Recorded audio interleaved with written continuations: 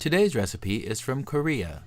Korea is known for its spicy food, and they make a delicious fermented hot pepper paste called gochujang. Gochujang hot pepper paste is made with rice, soybeans, chilies, and salt, and has been used in Korea since hot peppers were introduced in the 1700s. Gochujang makes dishes spicier, but also makes them somewhat sweeter due to the rice. If you don't have an Asian market near you, don't worry. Many American grocers now carry Annie Chun's gochujang sauce in the Asian foods aisle, and it is fine for this dish.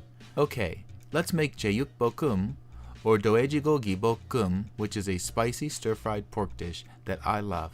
Okay, to make this dish, you'll need 2 pounds or about 900 grams of pork tenderloin cut into chunks, 2 onions chopped, 6 green onions sliced into 2-inch pieces, 4 tablespoons of brown sugar, 2 tablespoons crushed red pepper flakes, 1 teaspoon black pepper, 2 teaspoons of minced ginger or ginger juice, 4 teaspoons of minced garlic or garlic paste, 4 teaspoons of sesame oil, 2 tablespoons of shoyu or soy sauce, and 2/3 cup of gochujang or Korean hot pepper paste. You'll also need 1 block of tofu. I use soft tofu, but medium or firm can be used. It's best to make this dish with all your ingredients prepared ahead of time, right before cooking. With everything prepared ahead of time, you can make this dish in about 20 or 30 minutes in one pan with ingredients that you can easily get from your supermarket. Here you have Korean gochujang sauce, soy sauce, and sesame oil, brown sugar, crushed garlic, black pepper, ginger juice, and crushed red pepper flakes, 2 chopped onions, some green onions, 2 pork tenderloins, and a block of tofu. I've washed and cleaned my green onions and cut off both ends. I have about 9 green onions, and I'm going to cut them into about 2-inch pieces. You don't have to be perfect. Bite size is good. Once you have your green onions cut and prepped, just set them aside until you're ready to cook. I like to use pork tenderloin for this dish because it's quick and easy to cook, as well as tender and delicious. This means that I can throw this together for a weeknight dinner in about 20 or 30 minutes. This dish is traditionally made with pork belly or pork shoulder, and you can use those cuts of pork, but it will lengthen your cooking time quite a bit. To prepare the pork tenderloin, just cut it into bite-sized pieces and set aside. These tenderloins didn't have any tough silver skin, but if they did, I'd definitely trim it off before cutting up the tenderloins. As it was, I just trimmed off the residual connective tissue and fat as I cut it up into pieces.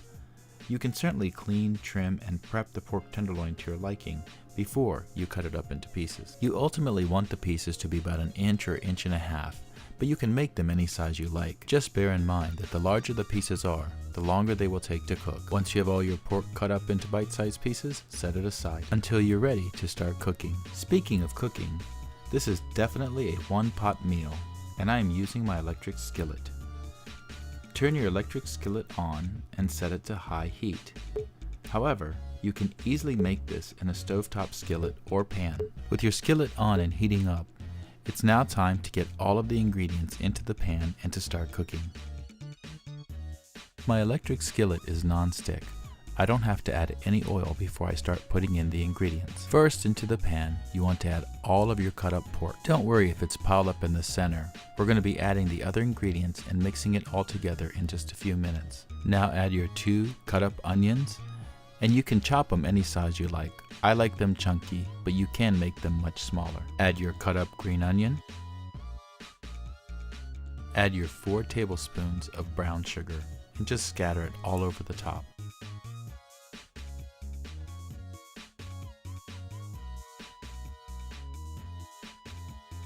Two tablespoons of crushed red pepper flakes. If you like it less spicy, you may want to cut this down to about 1 teaspoon or to taste. 1 teaspoon of ground black pepper,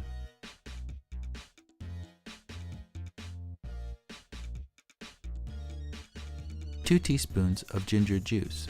If you don't have ginger juice, you can use 2 teaspoons of grated ginger or fresh minced ginger. 4 teaspoons of garlic puree.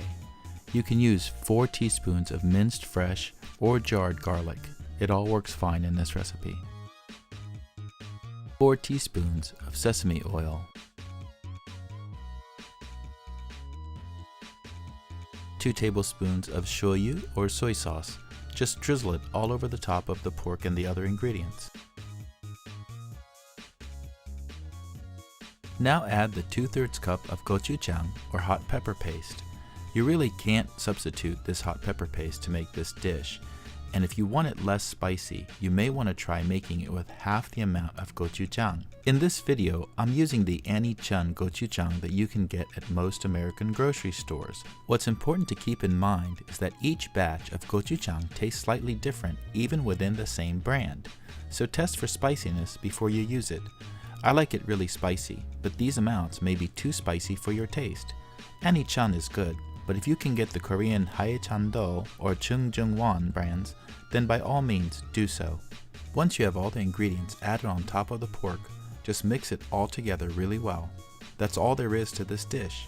One pot, really simple, really quick. As you can see here, the pork and onions have been thoroughly mixed together and everything is coated with the sauce mixture. Now just cover the pan and cook it on high for about 15 to 20 minutes until the pork is cooked through. After about 15 or 20 minutes of cooking, remove the cover. Make sure to remove the cover away from your face because it's going to be hot, and between the steam and the hot pepper, you could end up having an unpleasant experience. Once the pork is cooked through, it's ready to serve. Really quick, really easy, and really delicious. One of my favorites. It's spicy, slightly sweet, and I think the pork tenderloin really works well in this version of the dish. If you don't like pork, you can always use chicken or beef in its place. There are Korean versions with scallops, octopus, squid, and even vegetarian versions with mushrooms or burdock root. I personally like to add tofu to the skillet at the end just to warm a bit in the sauce before serving. I find that the tofu can help cut some of the heat as you eat it, but it's completely up to your preference. It's good with or without the tofu. Now you know how to make Doejibulgogi or Jeyuk Bokkeum, spicy stir-fried pork from Korea.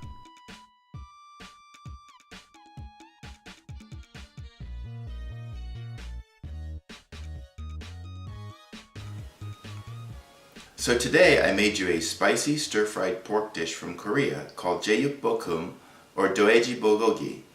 It's a spicy, sweet, stir-fried pork dish that uses Korea's famous red pepper paste, gochujang. Spicy, sweet, really flavorful. And if you use pork tenderloin, you can get this on the table in 20 to 30 minutes. Really easy, really good, really spicy. Really good. I hope you try it and I hope you enjoy.